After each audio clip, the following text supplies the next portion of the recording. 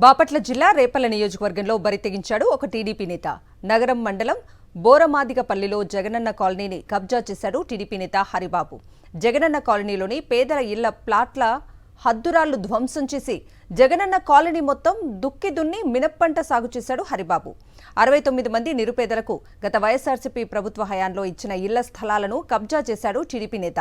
వారం రోజుల క్రితం హరిబాబు వ్యవహారాన్ని ఎంఆర్ఓ దృష్టికి తీసుకెళ్లారు బాధితులు.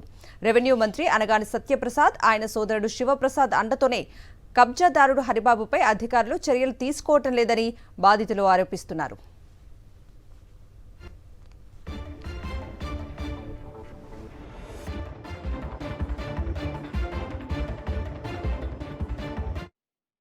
వేసుకుందాం అనుకుని కొంచెం డబ్బులు తీసుకుని వెళ్దాం అనుకునే లేకి మరి అక్కడ ప్లాటే లేకుండా విత్తనాలు చల్లుకున్నారు. గారికి ఆయన వచ్చాడు, ఇది ఎవరు దున్నారు యాంటీ అని అన్నారు, వెళ్ళిపోయారు. మాకు సమాధానం లేదు, ఆయన ఎవరు చెప్పలేము. ప్లాట్లో వాళ్ళందరూ మండల ప్రెసిడెంట్ గారు, మీ ప్లాట్లో వాళ్ళందరూ వెళ్ళండి అక్కడికి, ఇదేంది ఈ పని, మాకు వచ్చిన ప్లాట్లు మీరు ఎందుకు దున్నారని మండల ప్రెసిడెంట్ గారు అన్నాడు. అంటే వెళ్ళి అడగనంటే ఒక్కళ్ళన్నా ముందుకు రాల.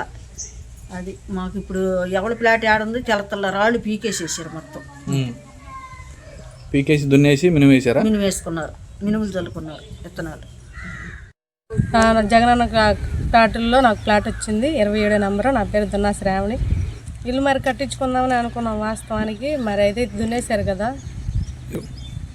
వాళ్ళు, మరి ఎవరికైతే చెప్పలేదు. వాస్తవానికి వాళ్ళందరికీ వాళ్ళు దున్నేసుకొని మరి మినుము అయితే జమ్మడం జరిగింది.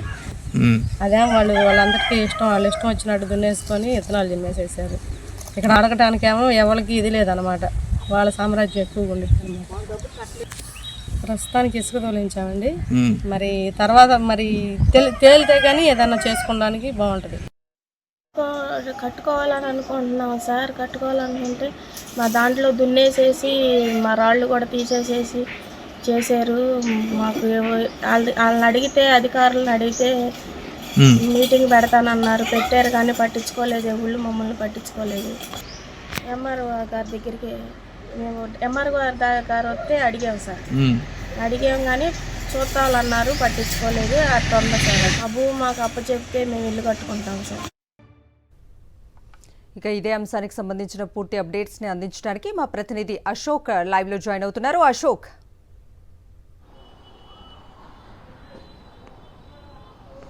రెవెన్యూ మంత్రి అనగాని సత్యప్రసాద్ నియోజకవర్గం రేపల్లిలో తెలుగుదేశం నాయకులు బరితెగించారు. నగరం మండలం మాదిగపల్లిలో గత ప్రభుత్వంలో వైఎస్ జగన్మోహన్ రెడ్డి ప్రభుత్వంలో దాదాపు నిరుపేదలకు 31 లక్షలకు పైగా ఇళ్ల స్థలాలు కేటాయించింది. ఇందులో భాగంగానే మాదిగపల్లిలో కూడా పూర్తిగా 69 మంది నిరుపేదలను అధికారులు గుర్తించారు. అయితే వీళ్ళకి ఇళ్ల స్థలాలు ఇవ్వాలన్న దృక్పథంతో విలువైన ల్యాండ్ దాదాపు 38 లక్షలతో రోడ్డు పక్కనే ఉన్న ఒక భూమిని కొనుగోలు చేశారు. ఎకరం 80 సెంట్లు భూమిని కొనుగోలు చేసి 69 మంది నిరుపేదలకు ఇళ్ల పట్టాలు పంపిణీ చేయడం జరిగింది.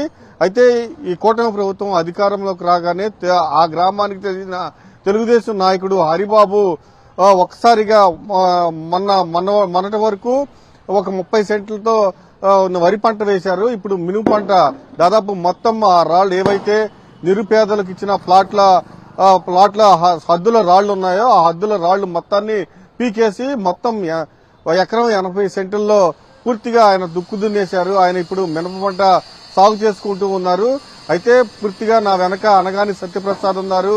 మంత్రి, నేను ఏం చేసినా ఇక్కడ చలామణి అవుతుంది, ఎవరన్నా ఎక్కువ మాట్లాడితే ఖచ్చితంగా మీ అందరిపైన కేసులు పెట్టి జైల్లో వేస్తామని హరిబాబు గ్రామస్తుల్ని బెదిరిస్తూ ఉన్నారు. దీంతో బాధితులు ఏం చేయలేని పరిస్థితి, కనీసం మాకు అన్యాయం జరిగింది అని చెప్పుకోలేని పరిస్థితి. ఈ ప్లాట్లు వచ్చిన 69 మంది వీళ్ళంతా ఎస్సీ, ఎస్టీ, మైనార్టీ, బీసీలకు సామాజిక వర్గానికి చెందిన వ్యక్తులు. కనీసం వీళ్ళు మాకు అన్యాయం జరిగింది అని చెప్పుకోవడానికి కూడా వీలు లేనంతగా అక్కడ తెలుగుదేశం నాయకులు బెదిరిస్తూ ఉన్నారు.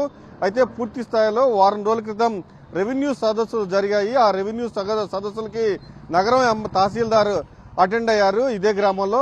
అయితే జరిగిన వ్యవహారాన్ని తహసీల్దార్ దృష్టికి తీసుకెళ్లడంతో తహసీల్దార్ ఆ జగనన్న కాలనీకి వెళ్లారు, పరిశీలించారు, కానీ ఎటువంటి చర్యలు తీసుకోలేదు. ఖచ్చితంగా మంత్రి అనగానే సత్యప్రసాద్ ఆశీస్సులు ఉండటంతోనే తహసీల్దార్ కూడా ఎటువంటి చర్యలు తీసుకోలేదన్న ఆరోపణలు వినిపిస్తున్నాయి. మరోవైపు బాధితులు మాత్రం ఖచ్చితంగా ఎవరైతే మా ప్లాట్లు కబ్జా చేశారో వాళ్ళపైన ఎస్సీ ఎస్టీ కేసు నమోదు చేయాలి, ఖచ్చితంగా అతన్ని జైలుకు పంపాలని కూడా డిమాండ్ చేస్తున్నారు. మాకు న్యాయం చేయాలని కూడా కోరుతూ ఉన్నారు బాధితులు.